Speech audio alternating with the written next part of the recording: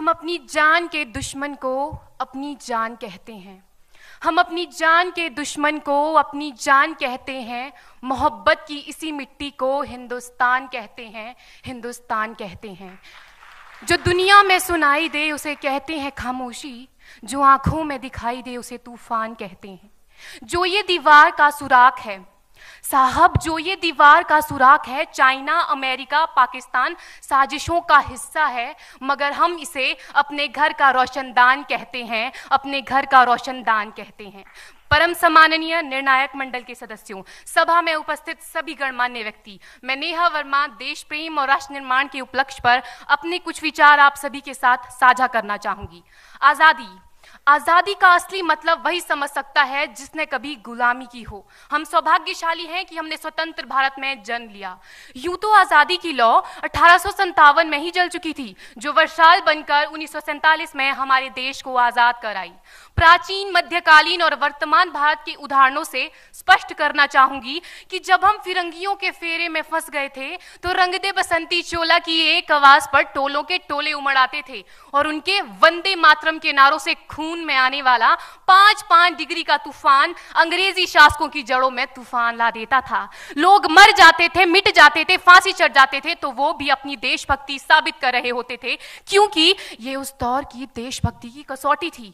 उसके बाद 62, 65 और 71 के युद्धों में अपना सुहाग गवा देने वाली औरत, जब घर के हालात ये हो जाया करते थे कि प्यार भी भरपूर गया, मांग का सिंदूर गया, नन्हे नौनिहालों की लंगोटियां चली गई, छोटी छोटी बेटियों की चोटियां चली गई, बाप की कमाई गई, भाई की पढ़ाई गई, ऐसा एक विस्फोट हुआ पता ही चला नहीं, पूरे जिस्म की ही कई बोटियां चली गई। और आपके लिए तो एक आदमी मरा है साहब, किंतु मेरे घर की तो रोटियां चली गई, मेरे घर की तो रोटियां चली गई वाले हालात पैदा हो जाने के बावजूद भी एक माँ अपने बेटे को सरहद पर दुश्मनों की धज्जियां उड़ाने के लिए भेज देती थी और उसे पत्र लिखाकर ये भेजा करती थी कि अम्मा ने खत लिखा है बड़े ही चाव से, पुत्र मेरे ना घबरा जाना, 1 इंच भी पीछे ना हटना, चाहे इंच इंच कट जाना, चाहे इंच इंच कट जाना। इस तरह पूरा परिवार अपनी देशभक्ति साबित कर रहा होता था।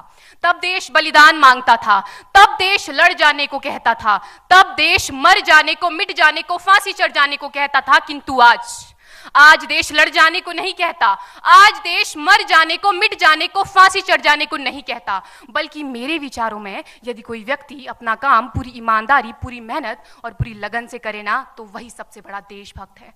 मैं नहीं मानती कि फेसबुक और व्हाट्सएप की डीपी को 3 रंग में रंगना ही देशभक्ति है। और यदि आप कहेंगे कि साल में 2 बार हाथ में तिरंगा ले लेना देशभक्ति है, तो मैं पूछना चाहूंगी कि फुटपाथ में रहने वाला वो बच्चा ट्रैफिक की छांव में नंगे पांव में जब तिरंगा बेच रहा होता है, तो क्या इसे आप उसकी देशभक्ति कहेंगे? ये उसकी देशभक्ति नहीं, उसके पेट के भूख की शक्ति है जो उसे ऐसा करने पर मजबूर करती है। क्योंकि ना मस्जिद को जानते हैं, न शिवालों को जानते हैं, ना मस्जिद को जानते हैं, न शिवालों को जानते हैं। जो पेट के भूखे होते हैं ना, वो सिर्फ भोजन के निवालों को जानते हैं, वो सिर्फ भोजन के निवालों को जानते हैं।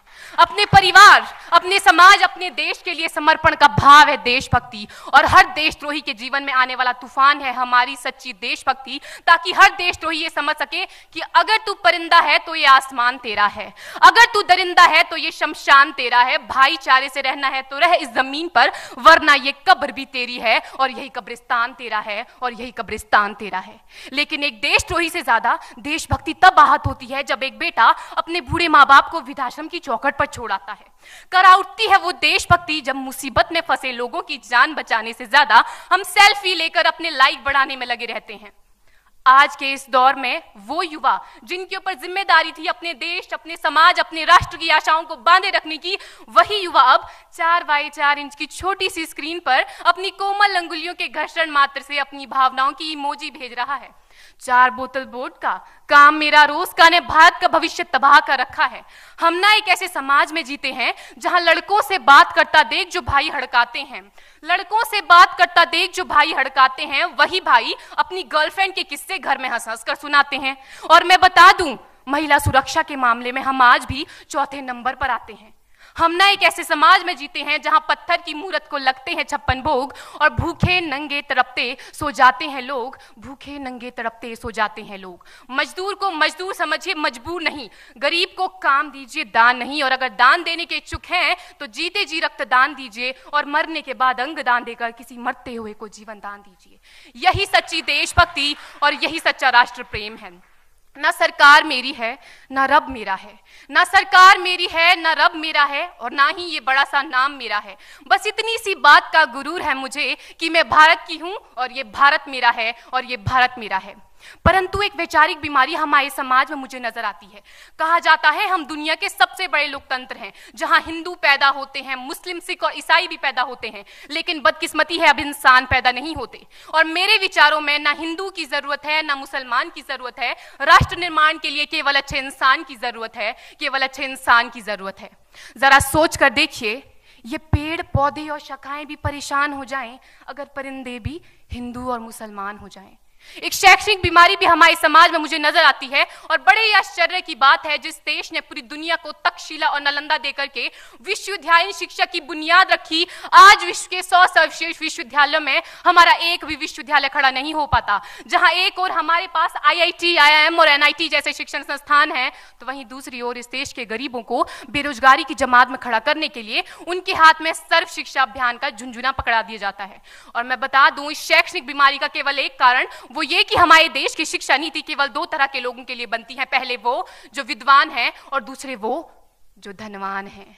इसी तरह की कई गजब की बीमारियां हैं, और इन बीमारियों की जो जड़ है ना, वो हमारा अंधविश्वास। और मेरे विचारों में जब तक इस देश का युवा अपनी सफलता के लिए मंदिरों में जा जाकर नारियल फोड़ फोड़ कर भगवान को रिश्वत लगाता रहेगा, हमारे समाज का शिक्षित वर्ग ही बिल्ली के रास्ता काटने पर खड़े हो जाना, अपने धर्म अपनी जाति को ऊंचा मानकर दूसरों के धर्म की अवहेलना करता रहेगा, तब तक ना तो इस देश से अंधविश्वास खत्म होगा और ना ही हमारा राष्ट्र निर्माण संभव होगा। हमारी संस्कृति, हमारी सभ्यता को दुनिया ने शीश नवाया है, तो क्यों आस्था के नाम पर हमने अंधविश्वास फैलाया है? मेरे विचारों में हमारा राष्ट्र निर्माण तब संभव होगा जब इस देश में महिलाओं की पूजा नहीं, उनकी इज्जत की जाएगी। राष्ट्र निर्माण तब संभव होगा जब हम जातिगत आरक्षण नहीं बल्कि सामाजिक सशक्तिकरण पर बात करेंगे। राष्ट्र निर्माण तब संभव होगा जब स्वच्छता अभियान में केवल सरकार नहीं बल्कि सड़क पर चलने वाला हर एक नागरिक हाथ बंटाएगा, स्वच्छ भारत स्वस्थ भारत को दिल से अपनाएगा। असल मायने में हमारा राष्ट्र निर्माण तब संभव होगा जब एक गरीब बच्चा मध्याह्न भोजन के नहीं बल्कि ज्ञान अर्जन के लिए सरकारी स्कूल की चौखट पर कदम रखेगा। और हमारा राष्ट्र निर्माण तब तक संभव नहीं होगा जब तक एक नागरिक नैतिक रूप से सटीन, चारित्रिक रूप से भ्रष्ट, मानसिक रूप से दिवालिया, धार्मिक रूप से अंधा, राजनीतिक रूप से गंदा, स्वैच्छिक मान मूल्यों के आंकड़ों में जिन्न शिन्न पैपंदमयी अखंड भारत को खंड खंड करता रहेगा, तब तक हमारा राष्ट्र निर्माण संभव नहीं होगा। बड़ी बड़ी बातें नहीं, छोटी छोटी कोशिशें करनी होगी, क्योंकि ठोकर हमें पहाड़ से नहीं पत्थरों से लगा करती है। I being an Indian, I being a student, I being a symbol daughter of this motherland feel proud to be an Indian। और मैं सैल्यूट करना चाहूंगी सरहद पर दिन रात हमारी रक्षा के लिए खड़े हर उस जवान को, इस देश की पुलिस, प्रशासन और किसान को, और इस देश के हर उस व्यक्ति को जो अपना काम पूरी ईमानदारी, पूरी मेहनत और पूरी लगन से करते हैं, जिनके बिना राष्ट्र निर्माण की कल्पना करना भी असंभव सा लगता है। और आज इस मंच पर पूरी जिम्मेदारी के साथ मैं भारत की बेटी ये कहती हूं कि हमारा राष्ट्र निर्माण तब संभव होगा जब हम सभी, मैं, आप, हम सब मिलकर प्रयास करेंगे, क्योंकि हमारे देश की जिम्मेदारी नहीं है हमें आगे ले जाने की, हमारी जिम्मेदारी है अपने देश को आगे ले जाने की, अपने राष्ट्र को आगे ले जाने की, अपने वतन को आगे ले जाने की। तो अंत में मैं बस यही कहना चाहूंगी, मेरा हिंदुस्तान महान था, महान है, महान रहेगा। मेरा हिंदुस्तान महान था, महान है, महान रहेगा।